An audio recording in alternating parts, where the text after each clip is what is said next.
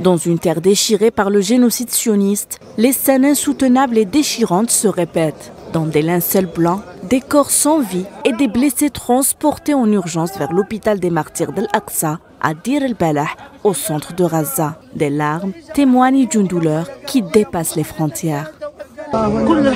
Tous les gens du quartier sont partis, mais elle ne pouvait pas partir. Ils ne s'y attendaient pas, ils n'avaient rien, ils croyaient qu'ils étaient en sécurité. Qu'ont fait ces enfants pour mériter cela? Rien. Que les pays arabes les voient et qu'Israël le voit, que l'Amérique soit heureuse, ainsi que le reste du monde. Alors que nous vivons dans cette guerre, cette faim et ces bombardements. Elle dormait avec ses enfants en toute sécurité. Qu'ont fait ces enfants pour mériter ça?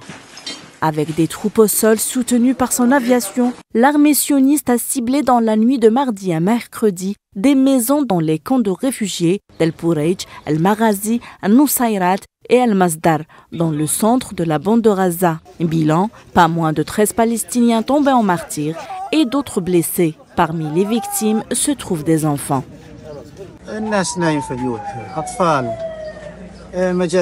Les gens dormaient dans leurs maisons, des enfants ont subi des massacres. Est-ce que ce sont là les droits de l'homme dont parle l'occupation? Est-ce cela l'humanité de laquelle ils se réclament? Des enfants innocents, des anges. Ce garçon était le seul enfant de son père, lui et sa mère. Sa mère est ici, elle est tombée en martyr.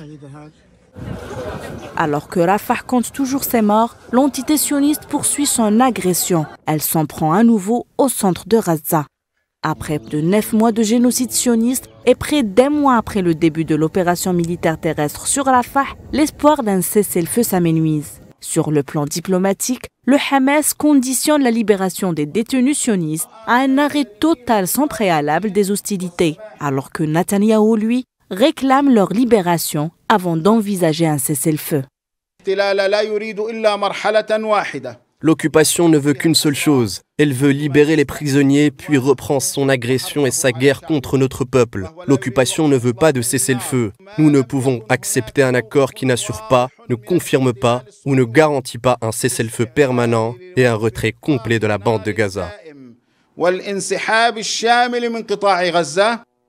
La vie a cessé à Gaza et les négociations toujours au point mort. L'armée sioniste continue à semer sauvagement la mort en toute impunité. La population gazaoui, prise au piège entre les bombardements incessants et le blocus, vit dans une détresse indescriptible.